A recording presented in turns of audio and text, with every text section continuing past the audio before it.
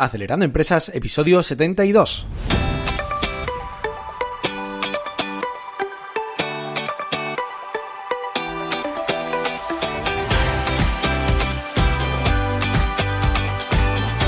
Buenos días amigos y bienvenidos a Acelerando Empresas, el podcast sobre las técnicas de las aceleradoras de empresas que pueden ayudarte a conseguir el éxito en tus negocios.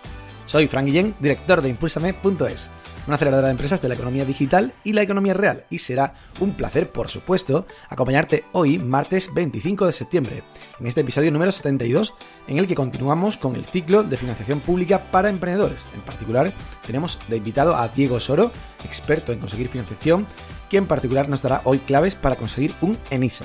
Pero antes, recomendarte que visites nuestra web acelerandoempresas.com, donde puedes enviarme tus preguntas, sugerencias o cualquier otra cosa que se te ocurra. Así que bueno, sin más dilación, comenzamos ya con el episodio de hoy. Diego Soro es ingeniero de telecomunicaciones, Executive MBA por el Instituto de Empresa Business School, mentor en el Venture Lab del Instituto de Empresa y miembro de Chambery Valley y Business Angel. Como emprendedor ha lanzado Fundera, un portal para agregar toda la oferta de ayudas públicas existentes en el mundo, y lo hace de forma automática, conectándose a los portales de los cientos de organismos públicos que ofrecen subvenciones, créditos blancos y otros tipos de ayudas. Del mismo modo lo hizo con Tender.co en el mundo de las licitaciones. Actualmente, también dedicado al mundo de los eSports, ha invertido en varias empresas tecnológicas. Y además Diego es también fundador de una consultora especializada en encontrar financiación pública, llamada Soros Gabinete, en la que ha gestionado más de 350 millones de euros, ahí es nada, en la que ha tenido mucha experiencia ayudando a emprendedores, por ejemplo, para conseguir préstamos de ENISA, de lo que hablaremos hoy con él. Y bueno, damos ya la bienvenida a Diego. Buenos días, Diego, ¿cómo estás? Hola, buenas. Muy bien. Encantado, un placer estar aquí y gracias por la invitación. Bueno, un placer para nosotros porque es muy interesante el tema de hoy y bueno, empezamos ya, si te parece. Vamos directamente. ¿Cuál es el importe más típico de todas las empresas a las que has podido ayudar que suelen otorgar en préstamos de tipo ENISA? Pues mira, te diría que hay como dos tipologías de empresas a las que ayudamos. Una que son empresas que están empezando, sí, que van generalmente a la línea de jóvenes emprendedores, y esa línea es una línea que financia hasta 75.000 euros de préstamo participativo. Y luego pues hay otra línea, hay otras líneas más, pero bueno, para empresas más consolidadas, pues el importe máximo, pues es muy asintótico en ISA, a pesar de que dice que da préstamos hasta 1,5 millones de euros, es muy asintótico hasta 250.000 euros. Entonces, generalmente pues los importes que se acaban pidiendo. O sea, más o menos en el primer caso para jóvenes emprendedores sí que llegan a esa cantidad que comentan que dan, en la otra sí que es un poco más bajo, ¿no? Sí, la otra, o sea, al final en ISA sí que la parte de jóvenes emprendedores pues es máximo hasta 75.000 euros y en función de, básicamente hay una serie de variables con las que juega en ISA para saber si te puede apalancar más o menos dinero, ¿no? Y que básicamente es, pues, si tu empresa tiene tracción o cuánto dinero has levantado, ¿no? ¿Cuántos recursos propios pones tú? Porque básicamente lo que hace NISA es traccionar inversión privada. Dice, oye, si tú pones X o con inversores o con business angels o con quien sea pones X, yo te puedo poner Y, ¿vale? Y esa Y es más o menos en función de, uno, lo que hayas puesto tú y dos, la seguridad de tu proyecto que digamos que hace que minimice su riesgo, ¿vale? Al final son préstamos participativos sin garantías, la garantía es el propio proyecto, entonces si una empresa pues quiebra, pues al final eso no va contra el administrador de la empresa, ¿no? Entonces, pues una manera de cubrirse las espaldas es analizando un poco más en detalle el proyecto.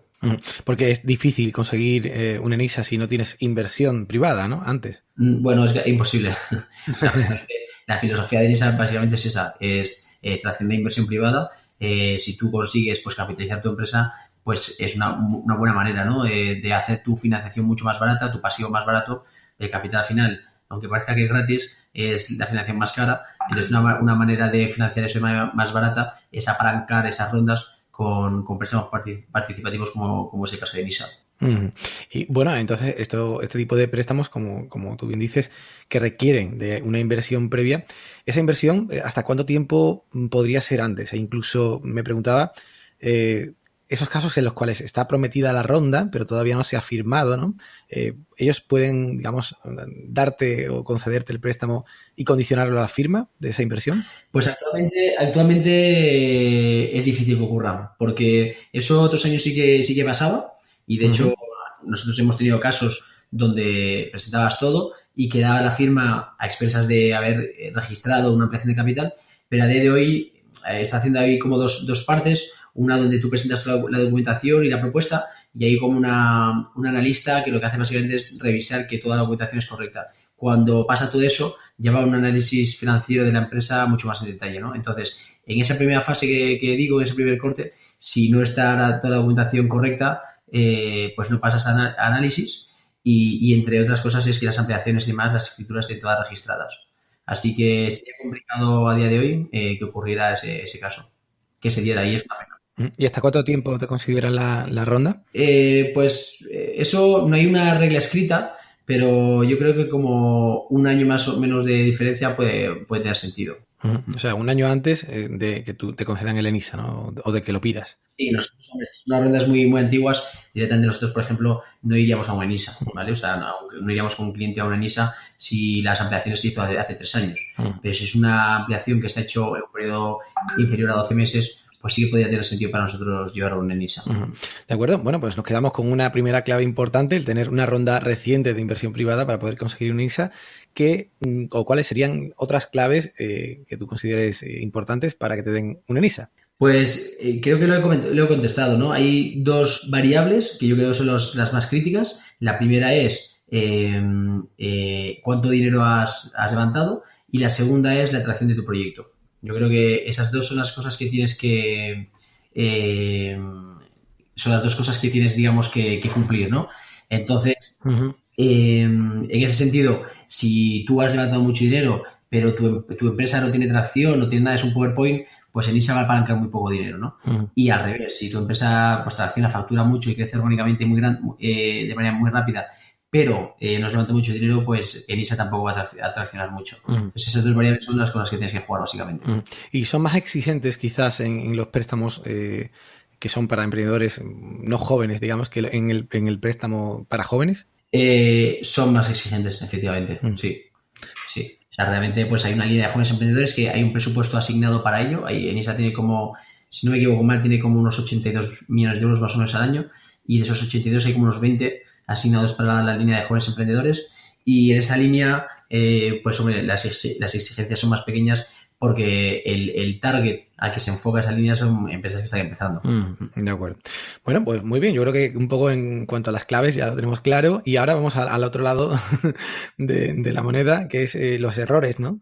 Más comunes, que tú supongo que habrás visto muchos a la hora de presentar una ENISA. ¿Cuáles serían los errores principales que más cometen los emprendedores?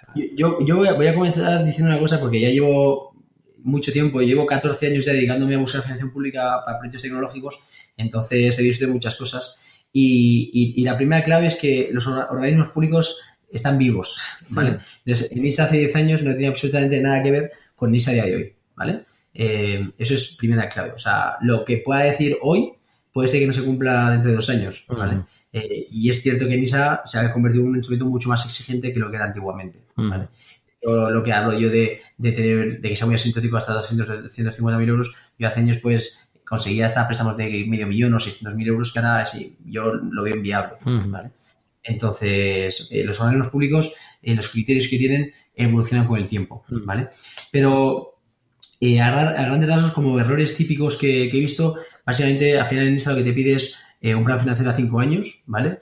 Y todo ese plan financiero, pues lo que tienes que cumplir es que en cada uno de los 5 años tu plan sea sostenible. O sea, ellos van a apalancar la operación sobre el peor de los años. Si tú dices que hay un año en el que tú tienes muy pocos recursos propios, aunque tú hayas hecho una ampliación de capital en el año 1, si en el 3 te has fundido de todos esos recursos propios, pues lo más probable es que no haga una aportación en ENISA o sea muy pequeña. Entonces, lo suyo es, vigilar todos los años de tu plan financiero. Otro error típico que es el que cumple, que es el que acomete a la gente que no tiene experiencia cuando presenta en ENISA, es ser muy optimista el primer año.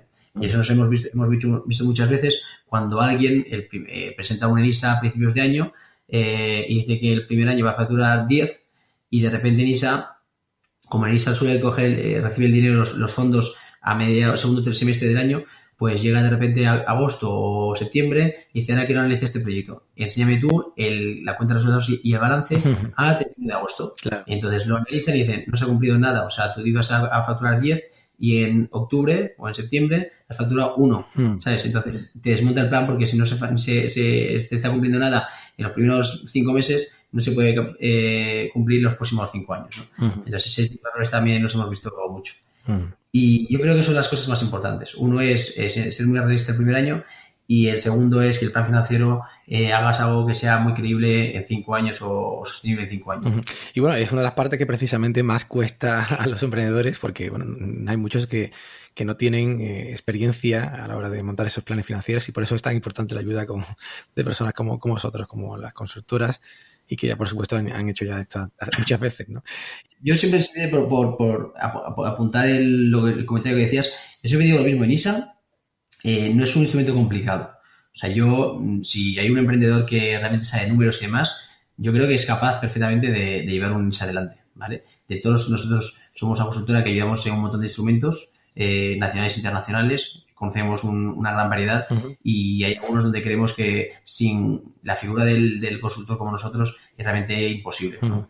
Pero en ISA es el más fácil de todos para mí, ¿vale? Creo que es así. Otra cosa es que muchas veces el emprendedor pues dice, oye, pues yo lo que no quiero es perder el tiempo, prefiero un asesor que me ayude y me dé seguridad en que no voy a cometer los fallos típicos que acomete la gente, y asegurar el tiro, ¿no? Y eso lo entiendo. Pero quiero decir que NISA realmente es de los más sencillos. Bueno, yo conseguí una NISA al primer intento, pero fue hace varios años, y desde luego se ha ido complicando, como tú bien dices. Y también hemos ido ayudando a otros emprendedores en ISAs, pero bueno, como dices, es bastante más complicado. Nosotros en la fase de análisis, en la fase de análisis hemos visto en estos años, pues como al principio no se pedía casi nada, y ahora terminan con un detalle que es casi exagerado. O sea, yo digo exagerado muchas veces porque a una empresa que está empezando, pues no le puedes empezar a decir que si, o sea, un montón de cosas que nos están analizando Endesa, ¿no? Y es eso, siempre un poco tienes la doble visión esa de, oye, por un lado es dinero público, hay que hacerlo bien, hay que analizar las cosas bien, no se puede regalar, etcétera, etcétera, lo cual está bien. Y por otro lado, pues, ¿cuál es el otro punto de vista de una empresa que está empezando? Le pides un plan a los próximos 4 años, si seguramente no sabe ni dónde va a estar el año que viene, ¿no? Entonces, bueno, pues es un poco jugar con esas dos variables que a un momento están encontradas, ¿no? Totalmente. De hecho, bueno, efectivamente hay varios motivos de exclusión, ya lo hemos comentado, el tema de no tener inversión, el tema de que no cumplas tu propio plan financiero en este primer año, ¿no? Ese tipo de cosas. Y también, bueno, como todos los préstamos, tiene sus problemas, a pesar de que no sea un préstamo con avales personales, ¿no? Pero bueno, cuéntanos un poco esa cara B, ¿no? Que muchas veces quizás los emprendedores confían demasiado. Bueno, la cara B es básicamente pues que una empresa tenga un curso de acreedores, ¿no? Tenga que cerrar, y ahí básicamente NISA lo que exige es que hagas un cierre ordenado de la empresa, ¿vale? Es decir, lo que no te va a decir NISA es que te condena la deuda, eso no te lo va a hacer. O sea, al final pues lo mismo, es dinero público, no te puedes regalar el dinero, ¿no? Entonces, si una empresa va mal, no puede seguir, pues tienes una opción que es devolver el préstamo, o el segundo es ir a un concurso de acreedores, ¿vale? Y entonces, pues ahí básicamente uno tiene que ver qué es lo que le se la cuenta. Ir a un concurso de acreedores, pues no es sencillo tampoco y tiene un coste. Entonces, depende de lo que sea la NISA que tengas, pues te puede salir rentable o no. O sea, devolver el préstamo o ir a un concurso. ¿Vale? Totalmente. Y bueno, y en el concurso además hay que tener bastante cuidado, porque como ya lo coge un juez y bueno, y un administrador concursal, pues bueno, hay que tener, como dices tú, las cuentas muy ordenadas, muy limpias. Y bueno, enfrentarse al tema, ¿no? Con unos buenos asesores. Sí, sin duda, y es un coste. O sea, tú tienes que pagar al administrador concursal y demás. O sea, que no es verdad tampoco. Pero que bueno, es la cara B, pero bueno, NISA tiene como un 20% de morosidad. O sea, que no es algo remoto, sino que, bueno, yo conozco muchos casos cercanos y demás que han tenido que ir al concurso de acreedores y han tenido NISAs y demás. Y bueno, es parte de la vida, es parte del aprendizaje, y cuando tienes acreedores ya sabes que no puedes cerrar de una manera normal, digamos, la empresa, sino que tienes que hacerlo pues con una serie de procesos. Personalmente lo he vivido además también, y precisamente con NISA también, y bueno, afortunadamente salió todo bien, y también he ayudado a otros a esto, y es verdad que se puede hacer y se puede hacer bien, pero también que hay que tenerlo en cuenta muy desde el principio para no liarlo mucho, y si al final sale mal, pues no tener que verse en una mala situación, ¿no? Bueno, tal vez esta es una cuestión que casi muchos emprendedores cuando vienen y preguntan por ir a NISA y demás, todo el mundo tiene, digamos, la incertidumbre esta, ¿no? Quiero decir que la gente generalmente cuando uno emprende ya asume muchos riesgos. O sea, al final, pues el coste de oportunidad es alto, mucha gente emprende, la mayoría de las empresas mueren, y oye, el sacrificio que hace un emprendedor es enorme, ¿no? Hay que pensar en el fracaso positivo y hay que darle oportunidades a la gente. O sea, no puedes machacarle porque a alguien le va mal, ¿no? Entonces, eso creo que hay que tenerlo en cuenta. Yo entiendo que cuando alguien empieza, pues le da reparo endeudarse, decir el capital, porque aunque sea más caro, pues sabes que es dinero que no tienes que devolver. Pero desde el punto de vista financiero, si tú quieres que tu empresa sea rentable y tu pasivo sea eficiente, pues sin duda apalancarlo en una ampliación de capital es una jugada muy inteligente. Bueno, pues muy bien por todo lo que has contado, muy interesante, Diego.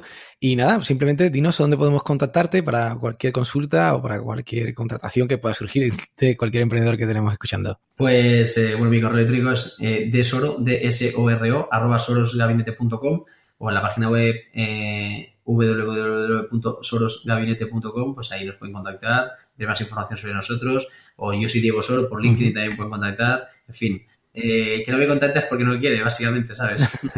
Está en todos lados, desde luego. Medio seis para encontrar. Fantástico. Pues muchísimas gracias por tus consejos y bueno, nos vemos pronto. Un abrazo. Un abrazo, muchas gracias por todo. Y bueno, pues hasta aquí el programa de hoy. Muchas gracias a Diego por participar y como siempre, daros las gracias a todos por estar ahí. Y recuerda que si quieres que te llegue cada día este podcast, puedes suscribirte en iTunes, iVoox, Google Podcast, Spotify y además recibir las notas del programa por email o WhatsApp, registrándote simplemente en acelerandoempresas.com/suscríbete. Os agradezco mucho las reseñas, las valoraciones en iTunes y comentarios y me gusta en iVoox. Y si te ha gustado este episodio, por favor, compártelo en tus redes sociales. Nos escuchamos mañana, como cada día, con un nuevo caso emprendedor, en esta ocasión con Pilar Mondaza, fundadora de Regaleco, una empresa de merchandising ecológico. Ya lo sabes, a las 7 en punto. ¡Ánimo, emprendedores!